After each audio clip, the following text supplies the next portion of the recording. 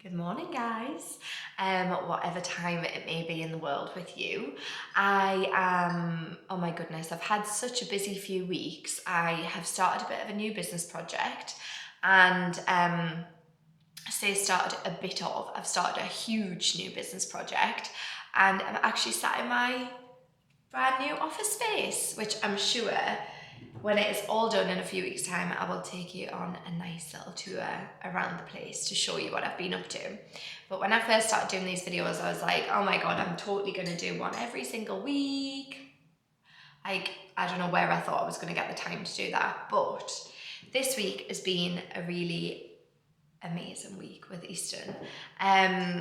I always remember when we very first had Easton diagnosed and a lot of people would be saying, just give it time, just let him do things in his own time. And that is really quite challenging, I think, for a first time mum. When you're sort of used to people saying, oh, they should be doing this, they should be doing that, they should be doing this, they should be able to do that. And it's hard to kind of trust that feedback at that stage, I think, where you're desperate for your child to talk and you're desperate for them to high five and do all the rest of it. But over the last year, I've journaled every day. I keep a diary that's more like for planning and organisation, and then I have my file of facts where I actually physically journal. And the way that I write my journal is I write it to Easton.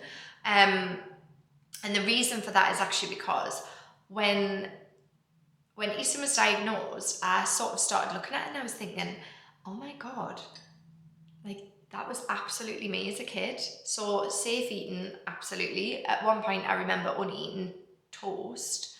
I would have a tiny scraping of butter, but like literally, I didn't eat meat my whole childhood. Couldn't have anything that was funny textures, didn't have anything in sauces. And I look back, I'm like, what? I've always had an obsession. This is so funny, you're gonna laugh. I'll definitely have one in here somewhere. Here. And this is not set up because I'm just freestyling this conversation. I've always loved stones. Like this is a tiger's eye stone. Don't know if you can see that. But I love how cold they are. I used to collect them when I was little. I still absolutely collect them now.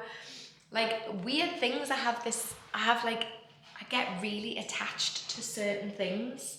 Like could be a key ring or like I used to always have tissue. I used to like the feel of a tissue. Honestly, I could go on for hours and hours and hours. But anyway, started realizing that a lot of the traits of autism I have. And obviously because people will go, oh, where's it come from? Is it the water?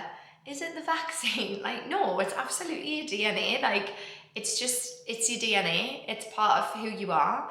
And my mum, I actually don't see my mum, and for quite a lot of years now, her mum and dad both had memory problems, and my mum is the same. So even if I wanted to ring her and ask her something or have that conversation, she wouldn't be able to remember. And even when I ask my dad certain things, like he has no idea because I don't even think he changed my nappy. You know, it's like so. I started journaling to keep track of stuff for me, but also to keep track of things for East for when he's older, if he wants to look back. And I'm so grateful. So this is like your calling. If you haven't already started journaling, make sure you do because it is amazing to look back on in such a short space of time. And I think if you don't do it, you kind of feel like you haven't really achieved a lot because they're maybe not necessarily doing those typical milestones. This time last year, honestly, I've just felt like I was at crisis with Easton. It was so difficult. It was so hard. You know, he was very emotional. It was really, really, really challenging. And trying to keep him safe, trying to make sure he attended all of these appointments. He had so many different appointments to attend. And he hated going to them. He was so dysregulated. He obviously was pulling his hair out. He was hitting himself, scratching himself. It was very, very traumatic to go through. And I do feel like there's an element where I've probably got a little bit of post-traumatic stress disorder from that experience. However, I just powered on, started him on his magnesium, He has his 2 melatonin. He is a completely different child, like completely different. So if you haven't already started things like that, make sure that you definitely do.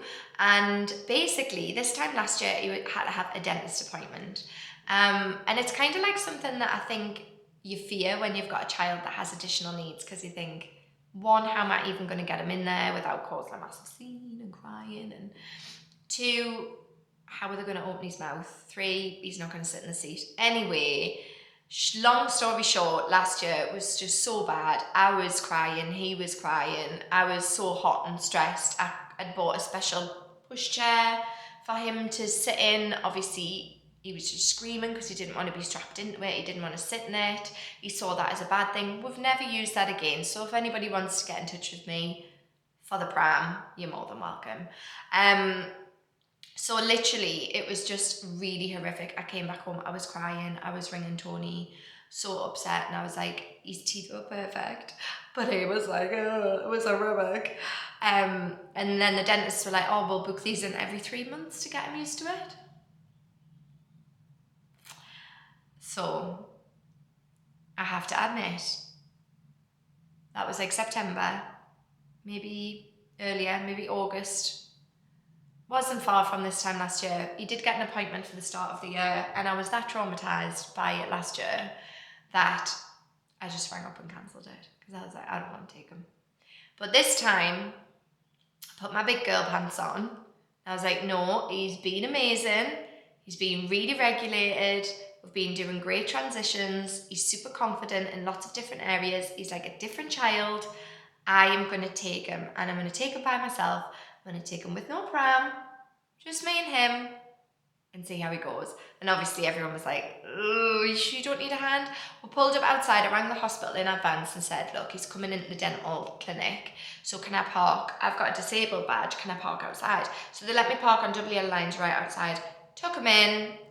He still had a little whinge, but like literally, I was so overjoyed. I felt like I could have kissed the dentist. And she was looking at me, sort of be like, what is your problem? And I was like, ah. And I wasn't happy at the fact that his teeth were fine, which they are. I am happy.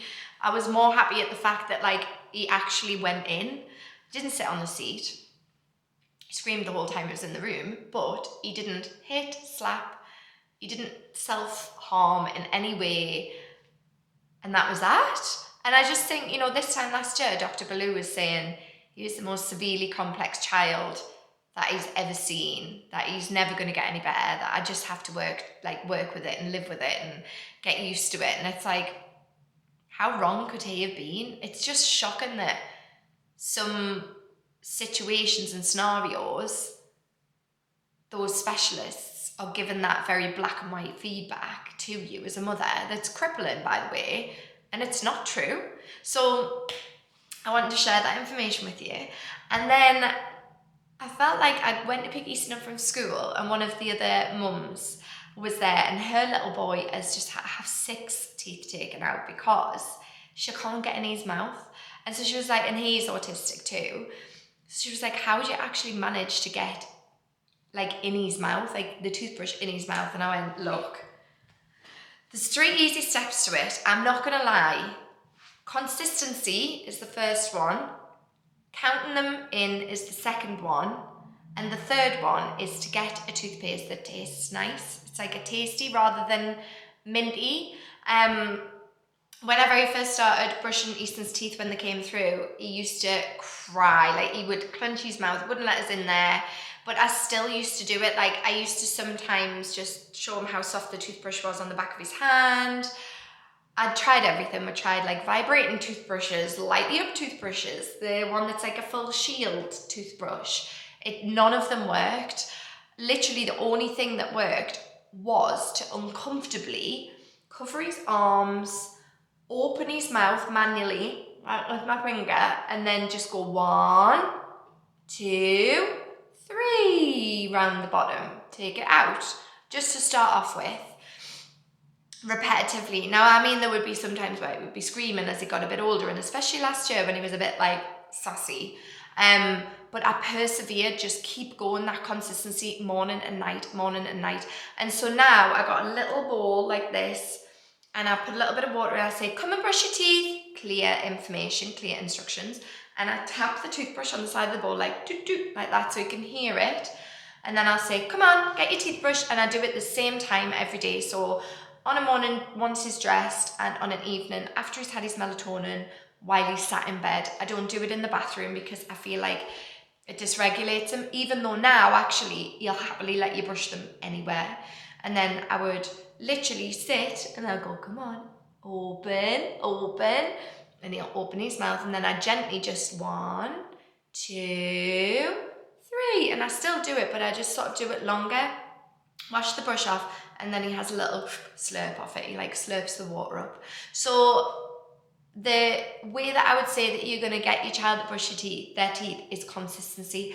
At first, they may not like it like at all. They might scream, they might cry, but I think if they're shouting or crying, that's easier actually for you to quickly get in with it.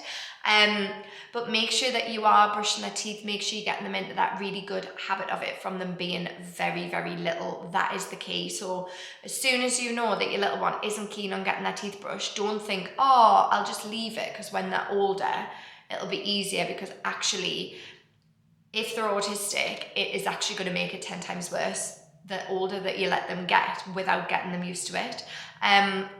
So yeah, just the consistency. Make sure you have a nice tasting toothpaste. We actually use the strawberry one instead of, I think it's a tiny bit minty now, but I've tried the foam ones off Amazon. They're pretty good. They're like a foam rather than a paste.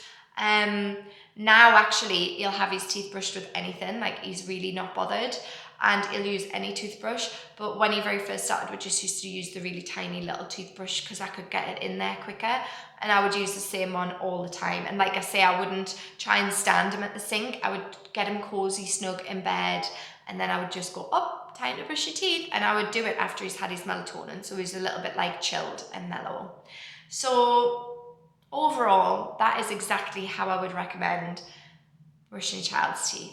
And making sure that you take them to the dentist, keeping that journal just so that you know how fantastic they've done from one year to the other. And when someone says, let your child just develop at their own pace, I keep saying this in every video, but I was told that so many times, and I was like, what does that even look like? Just enjoy them as they are in the moment, every day. Just enjoy spending time with them. Really make sure you're doing that interactive play, getting right emotional, making those bonds and those attachments so that you're the main person in their life that brings light to every day, because that is what is going to help prevent the meltdowns and get them in those safe, regulated routines. So if you've enjoyed this video, please like it, please share it, please subscribe, and I will see you again soon.